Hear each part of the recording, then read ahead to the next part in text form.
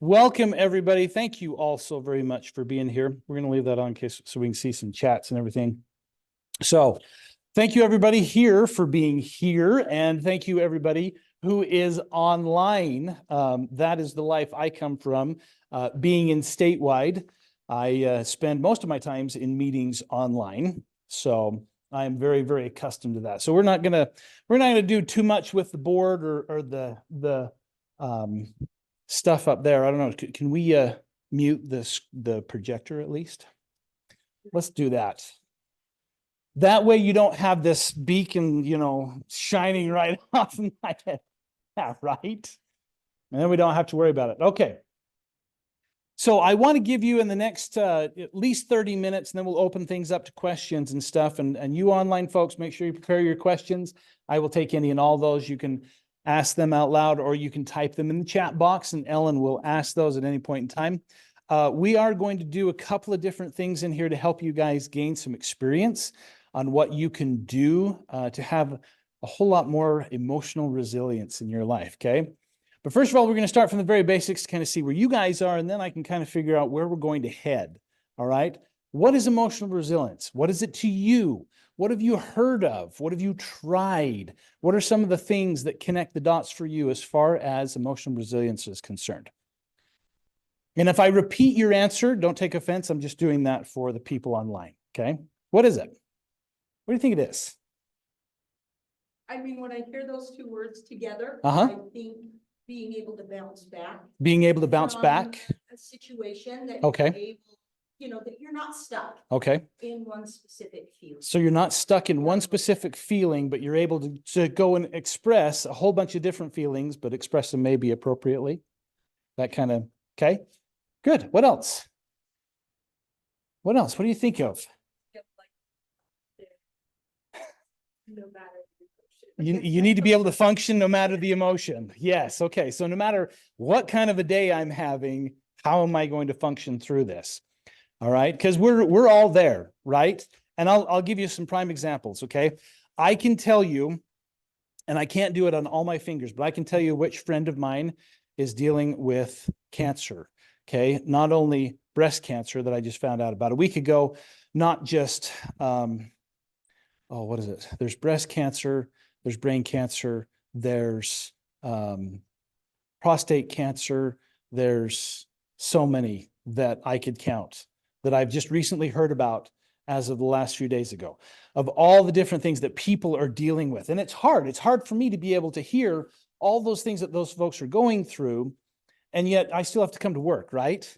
I still have to be here. I still have to be present. I still have to do my job, all right? I can't come in and act like, life sucks. I don't want to be here. I don't want to teach this class. I don't want to do this because I don't feel emotionally capable. Right?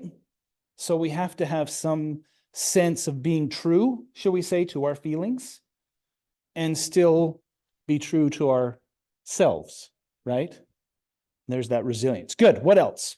What else would there be? Anything online, Ellen? Okay. If anybody online wants to type something in the chat box, please do so. Emotional resilience. What does it mean to you?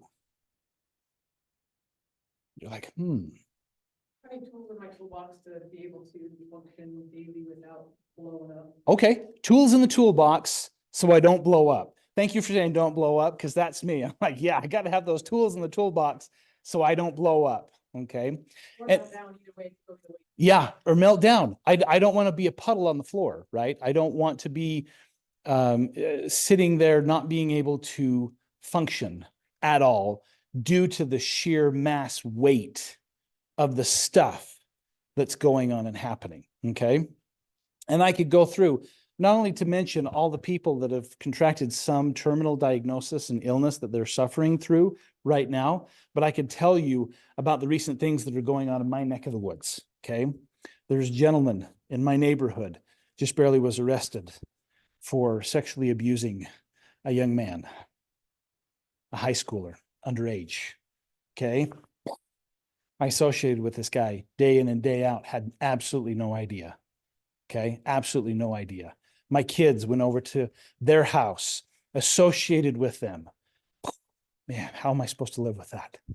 How am I supposed to live with that? And it's the tools. It's the tools. And I want to give you those tools today. And we'll talk about some of those tools in order to help you out. Ellen. So Alexis said being able to bounce back after a weighty emotional. Yes. Weighty emotional time. And it was Alexis. Alexis, I will tell you something that's very interesting about that weighty time. I don't think it stops anymore. Okay. It just piles and piles on, right?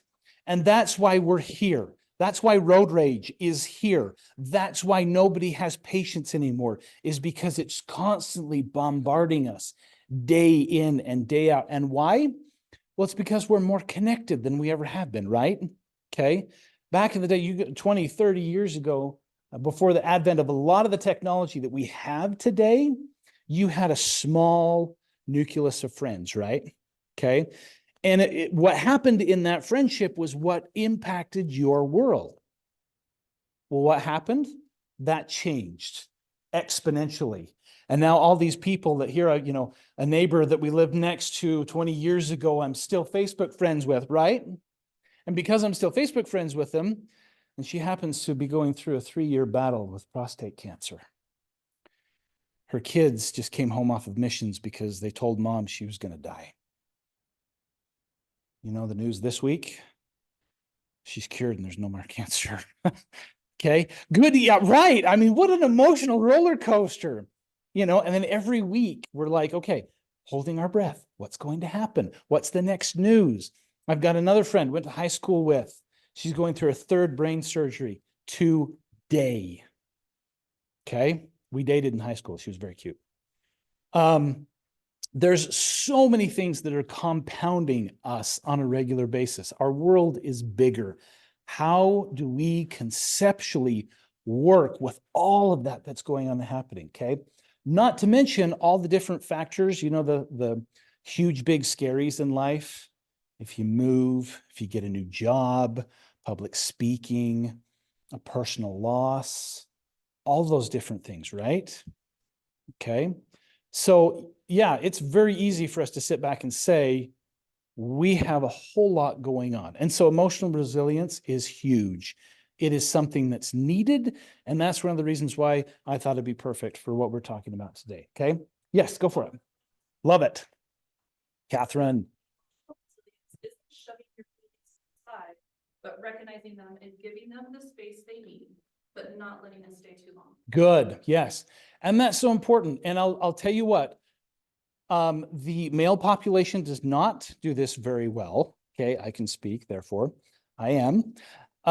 We don't give space. We don't make time and space for this the different emotional things that we're going through. What do?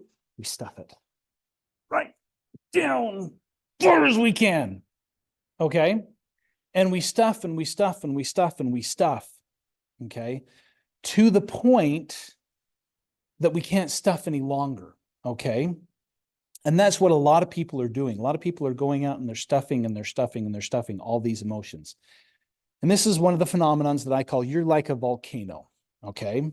You're a volcano. And the more you stuff, it's that lava that's down inside of yourself. The more that's stuffed, the greater the agitation or the irritation. Okay. Also, the shorter the fuse, right?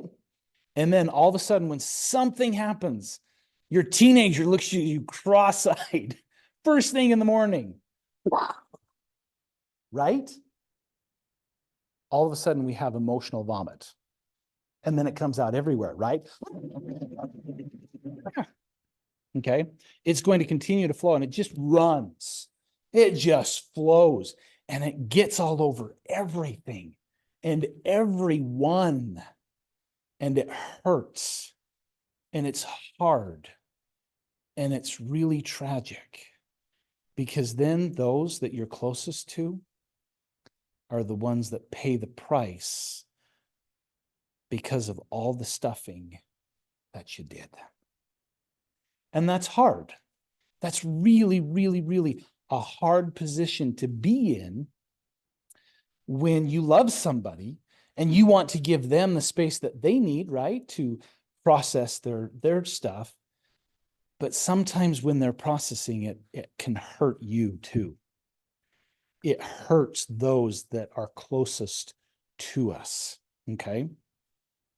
So let's talk about some of these skills that we need to have. Some of the skills that we either have, we are working on developing, or the skills that we feel like need to be pieced together in order to make this happen. And there's so many different approaches to this, okay? There is not one right or wrong way to do emotional resilience. There's not, okay?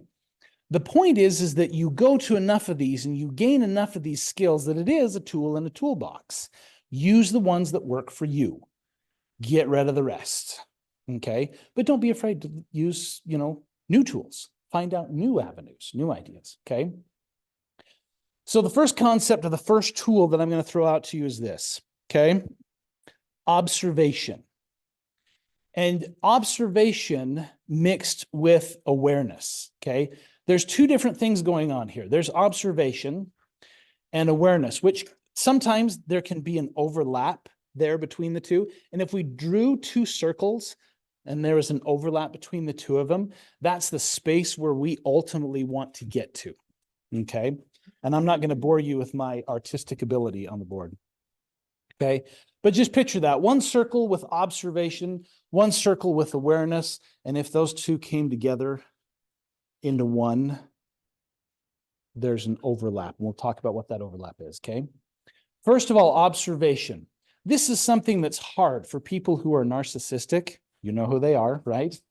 Maybe it's your boss, maybe it's your partner, maybe it's your brother, your sister, a parent, okay, aunt, uncle, whatever the case might be. But there is someone that is a part of your life that is a narcissist, okay? You've been exposed to it enough to realize what the concept is. So they have an inability to look within inside of themselves and observe their basic behaviors, okay? Building that power of observation means you take a step back. And maybe it's not necessarily in the moment, okay? And I'll show you what this looks like, okay? So picture Spence is here, okay? Just having an emotional, traumatic breakdown just because everything is piled on. And it's so hard, okay? And because it's so hard, I can take a step back. I can remove myself from the situation and I can look at this over here and I can say, what's happening? Well, a lot, okay? There's countless people who I know and love who have some type of terminal illness, right? This is a person that's dealing with stressors at work. This is a person who's dealing with pressures at home. They're dealing with pressures from a religious perspective. You name it. There's all different types of things that this individual right here is dealing with, okay? One of the beautiful things that we have, and this is a tool that I talk about quite often, is journaling, okay? Another lost art. We used to do a lot more journaling back in the day. And, your parents probably said, oh, you ought to journal that. You ought to journal that. Maybe you do and maybe you don't. But having a journal where you can emotionally express some of the things that are going on and happening allows something that's intangible in your mind and in your heart to be made tangible, okay? That was an opportunity for pioneers or people 20, 30, 40, 50 years ago when it was more popular to take that step back, right? And be able to look at themselves from a different perspective, right? We'd write about, oh, I had a hard day. And this was what was going on about that hard day. Or, oh, I'm working through these challenges and I'm looking at it from one perspective, or I'm looking at it from another perspective, okay? But observation is basically the ability that we have to take a step back and look at who we are. Take a look at what's going on. And sometimes we can even look at this individual and we can say, okay, Spence, it's okay, buddy. You do have a lot going on. You are struggling. If there was anybody that had insurmountable odds, hey, it's you, okay? It's what you're going through right here and right now. Taking a step back and observing allows you to share a little bit of empathy with yourself, okay?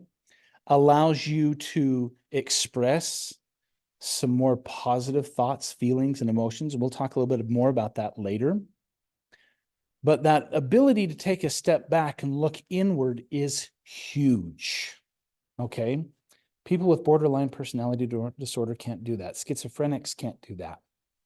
Narcissists, histrionic personality disorders can't do that. Okay.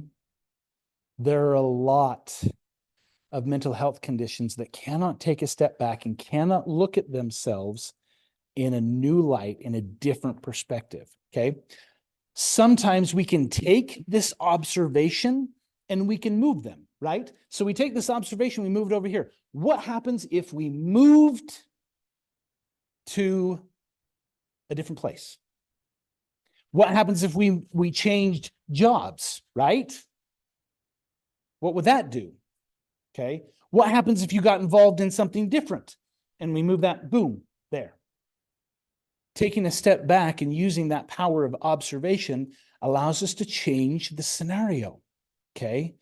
To help us look at things differently. What if we took that individual and we looked back at a different situation? We said, okay, how could we look at this differently? What if you were more removed from the position? What if you were closer to the situation? What would you do? How would you act? How would you feel? How would you behave? Okay. The power of observation allows you to take a minute and leave you somewhere else temporarily, okay, but moves you to say, okay, there are things that I've got here at home, whatever it might be. Maybe your kids are struggling. Maybe they're having drug and alcohol issues. Maybe they're having work issues of their own. Maybe you're scared that their religious status is changing and you're worried about what that means. All these different things. Boom. Okay. Maybe we can drop all of that at home. Okay. Maybe you can drop that at home and leave it there so that you don't bring it to work, right? Having that power of observation allows you to create a scenario where I'm going to put a pin in it for the time being. I'm going to come back to it when I need to, but I'm going to set it, boom, right here. I'm going to walk away. I'm going to go do something else. Okay.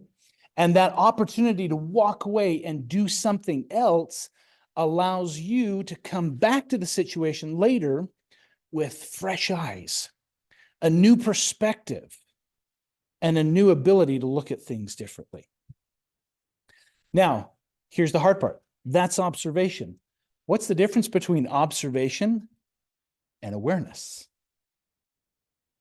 Is there a difference? What would that difference be? What would the difference be to observation that we just talked about and awareness? That's okay. There's no right or wrong answers in this class. I think maybe you get better at it too over time. Mhm. But observing, I think observing, like you're seeing it from a different perspective. The awareness would be like those aha moments, like. Right.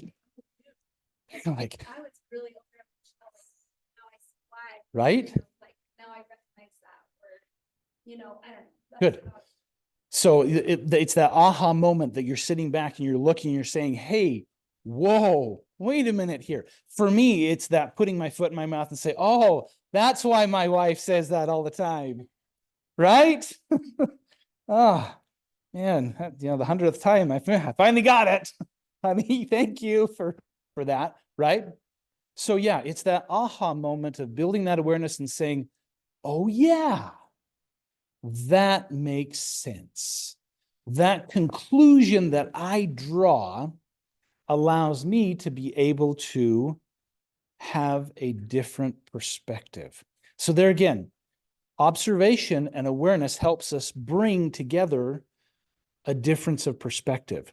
And really, if you've never gone to therapy before, if you've never worked with a therapist before, that's mostly what we're trying to do. Okay. When we're working to help you get through a situation or a circumstance, or help you learn and build tools associated with some certain trauma, a lot of what we're trying to do is help you build a difference of perspective, look at things differently. Okay. So let's say, for example, you're dealing with a loss. Okay. Somebody passed away a long time ago. Maybe you lost a parent at a very, very young age. And you're sitting back, you're mourning this loss still to this day. It's hard to go out. It's hard to do things. It's hard to go back to your hometown. It's hard to go back to the house that you grew up in, all those different things, because this loss is so difficult for you. Okay. And so taking a step back and observing, well, I am changing my life because of this loss. I'm changing the way I do things. I'm changing all these different things. But if I'm changing them, am I running away from it? Am I running away from the emotion? Or am I building awareness?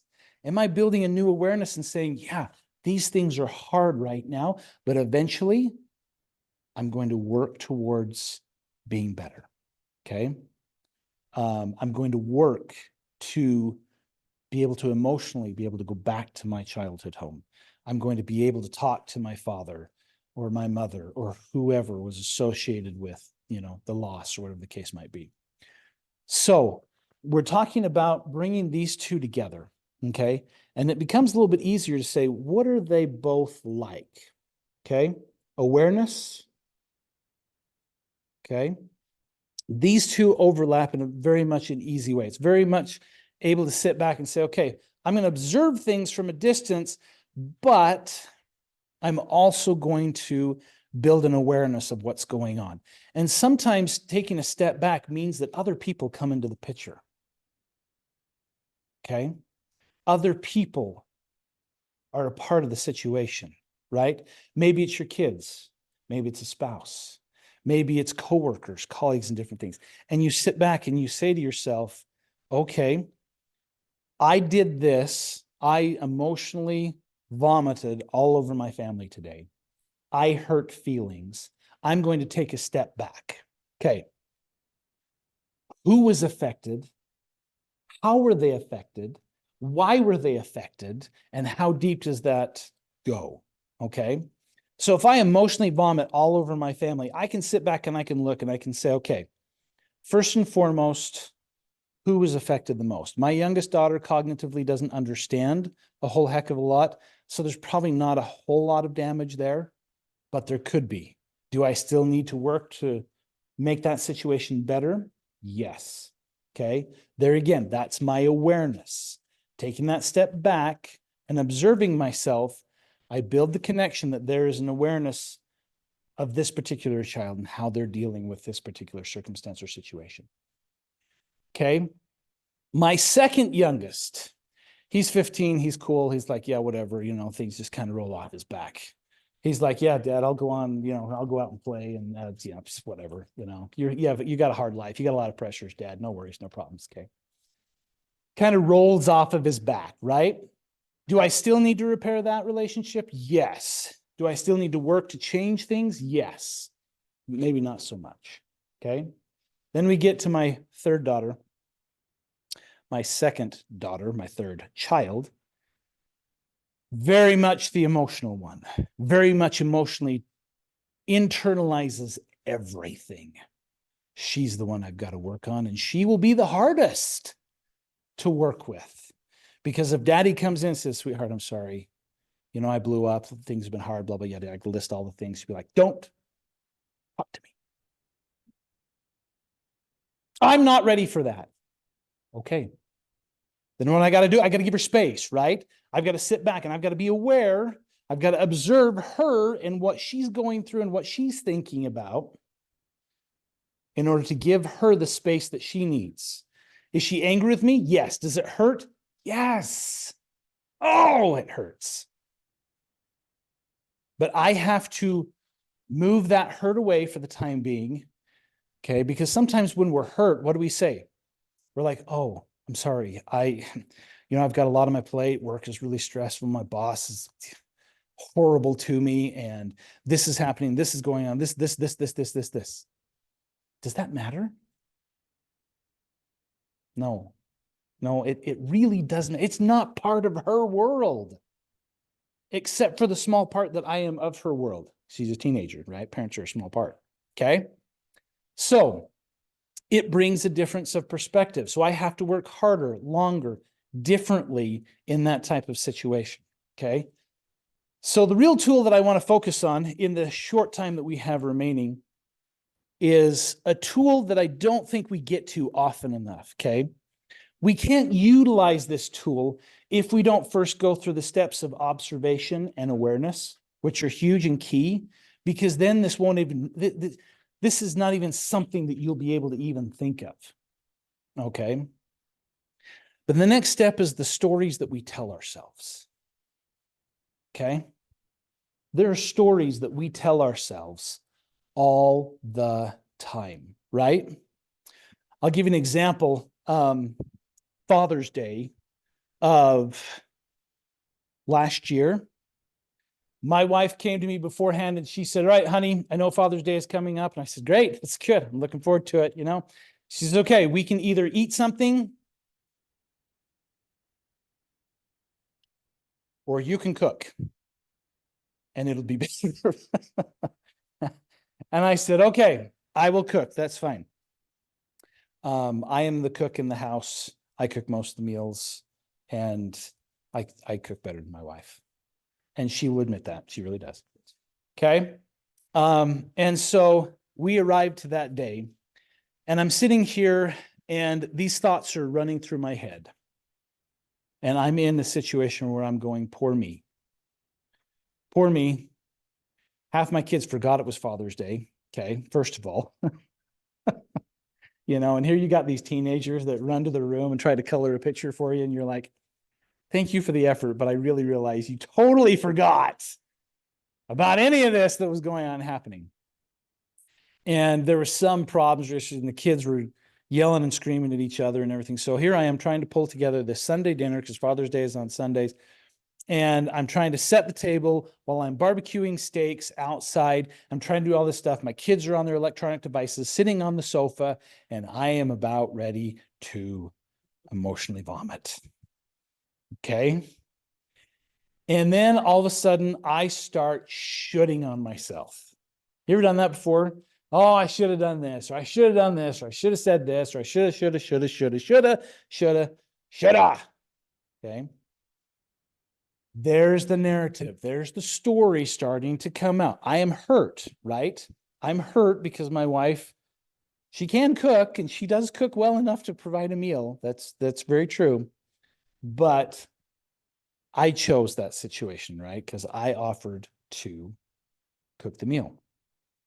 So I'm sitting back there and I'm like, all right, yeah, nobody loves Dad. Nobody appreciates Dad because, they're just so busy in their own lives, and they're doing and they're going, and like, that's okay. I can take it. I'm a tough dad. It's hurtful. It's hard. And, I don't know, maybe I ought to get a divorce or something. My mind was going all kinds of different places. Okay. And then all of a sudden I stop. And I'm like, whoa, let's put the brakes on here for just a minute. Let's practice some skills.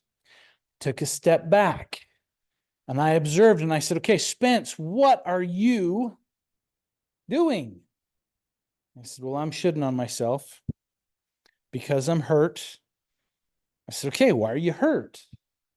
Well, my wife doesn't want to cook a meal for me. She's laying in the bedroom right now on our bed, on her electronic device, trying to cope the best she possibly can. Well, yeah, isn't that okay? Isn't that okay that she's trying to cope and get through everything the best she possibly can? Yeah, it is. But that means I don't get a cooked meal for me. And I tell my kids all the time, over and over and over again, as soon as we get home from church, everybody jump and help. And nobody's helping, right? Nope, nobody's helping. Nobody gives a rat's eye because, it's just Father's Day. It's no big deal. So I walk myself through this story, and you pull out different elements of the story of what's going on and what's happening. And then you have to call yourself out on your own crap. Okay. And the way you do that is you ask yourself, is this true? Okay. Spence, does your wife hate you? Is that true? No. Okay.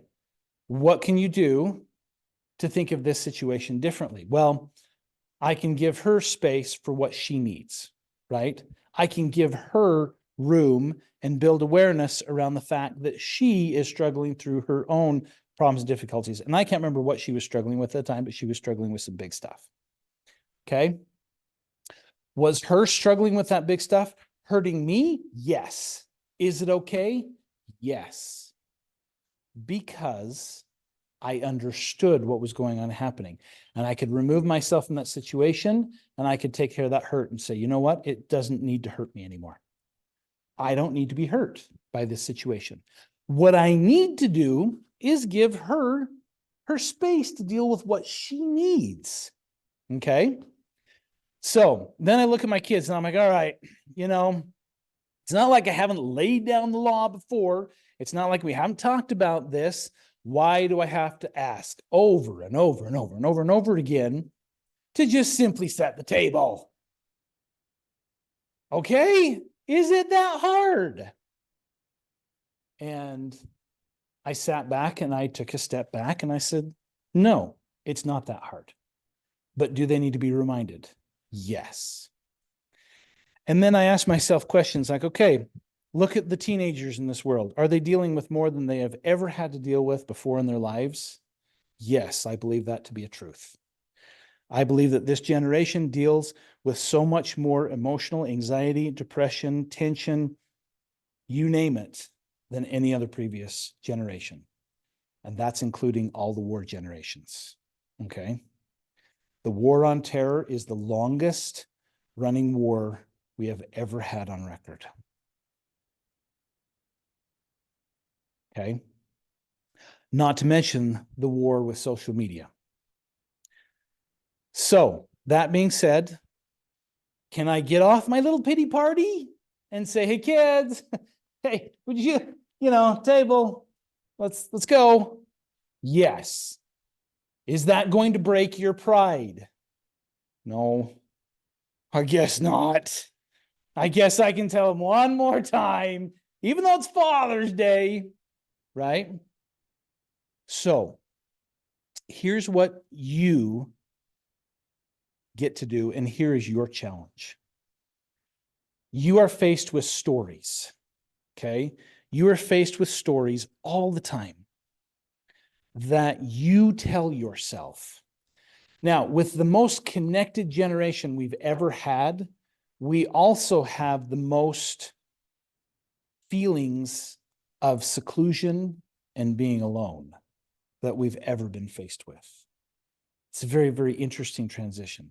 When we look at the generation that's coming into our doors here at Utah State University, that's what they're faced with.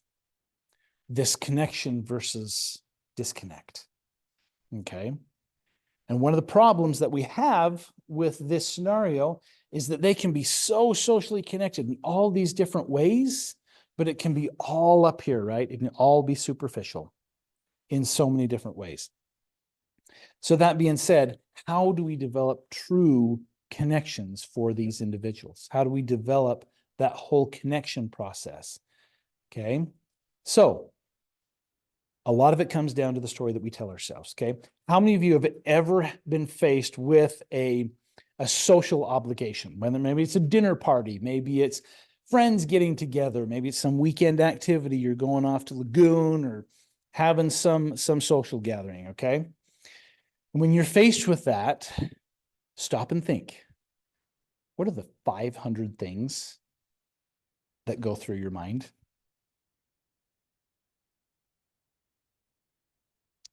Oh, am I going to look good enough? Oh, do I really want to see these people? Do I really want to deal with them? I mean, it's been a long time since I've seen Fred, I just don't know if I can handle some of his dad jokes that are just really relentless, right? And it just goes on and on and on and on and on until all of a sudden you have talked yourself into PJ's, popcorn, and a movie, right? Okay. That's the power of the story you tell yourself. The story you tell yourself will dictate what you're going to become, who you're going to be, where you're going to go. Okay? That's the story. And you fight those. You fight those because people in your life at incremental parts throughout your life fed them to you. You're not good enough. You didn't do the right thing. You didn't make it. An A- isn't good enough. You were almost 100%. You'll do better next time, right? All those different things that we were fed over and over and over again are the stories that we continue to fight on a regular basis to try to help us rise above the expectations of those that put them there. Okay? Whether it be parents, grandparents, friends, acquaintances, partners, okay, wherever they came from or wherever they continue to come from, we have to ward off those stories and we have to fight to change those stories. I am good enough.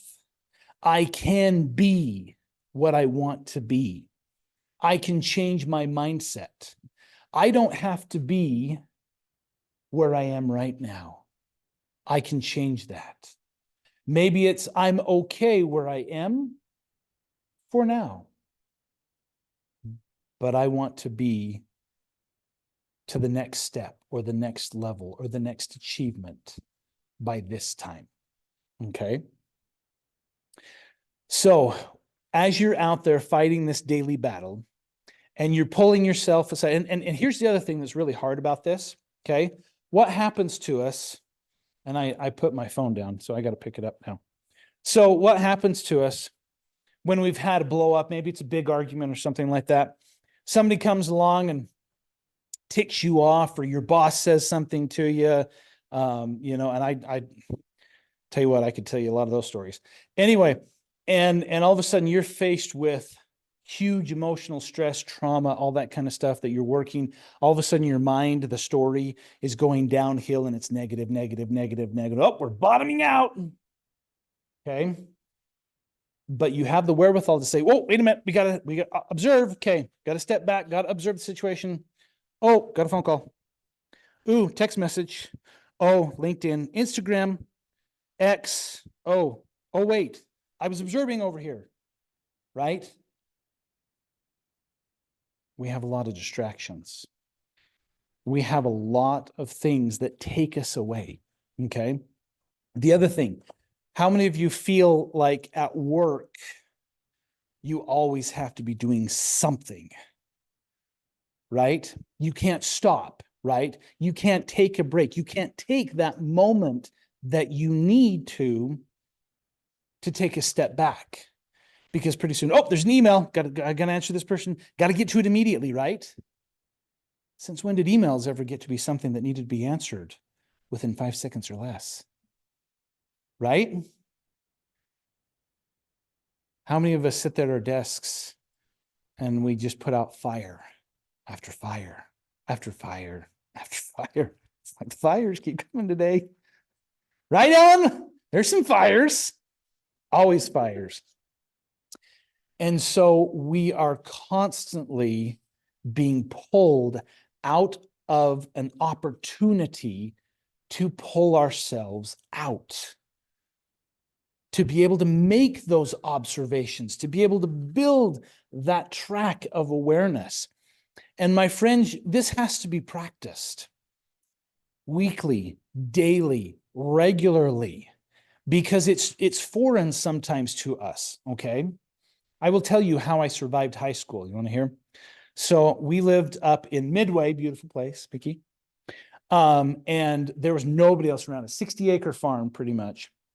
We were up on the mountain and we had the most gorgeous view of the Heber Valley. Okay. And I remember going out there and talking to myself, literally talking to myself. You're not crazy if you talk to yourself. You may be crazy if you answer it yourself, but I would go out there on that porch and I would talk myself through things, whether it was the latest breakup, whether it was the bullies at school, whether it was the emotional trauma because of teachers who literally sat there and called us stupid because the entire class bombed a test, whatever it was. And I would go out there and I would talk to myself, all right, Spence, okay, buddy, we can rebound from this, right? Okay. One of the reasons I have a master's degree to this day and almost a doctorate, I'm not finishing it, but I have almost a doctorate, is because I had a reading teacher one time that told me I was so stupid that I'd never amount to anything. I'm not going to let that story affect me, but I did. I just turned it around, right? I changed that story. I was like, I will go. I will do it. I got my bachelor's degree. And all of a sudden I'm like, oh, maybe I ought to go on to get a master's degree. Like, oh, you have to take this entrance examination. And I said, bull crap, I don't have to take any entrance examination. GRE, GMAT, to heck with that. I found a school that didn't require them. And I went on and I did. And I accomplished. Okay.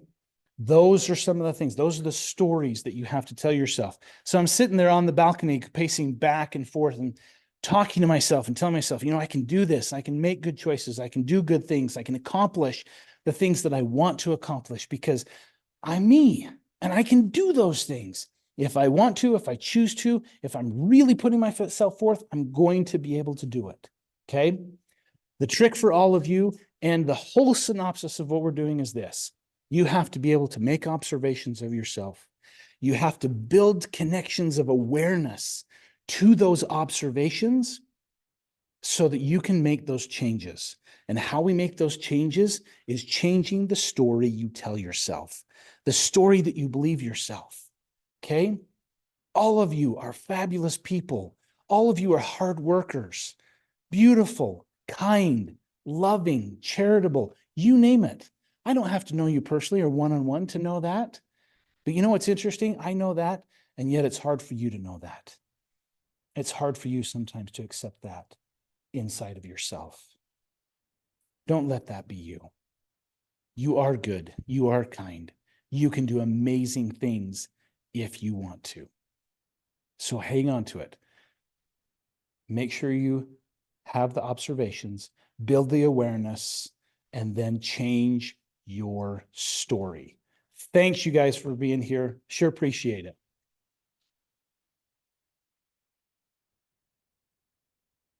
We need this QR code up. Another girl by now, I hope, but scan the QR code, let us know what you thought of the session, and you will get entered into some pretty epic drawings. We have some really cool prizes. And thank you so much for coming to the session. Where's the QR code, Ellen? I need to. I should have emailed it to you. You probably. Yes, would you please? That would be great. Oh, do you have that? Okay, perfect.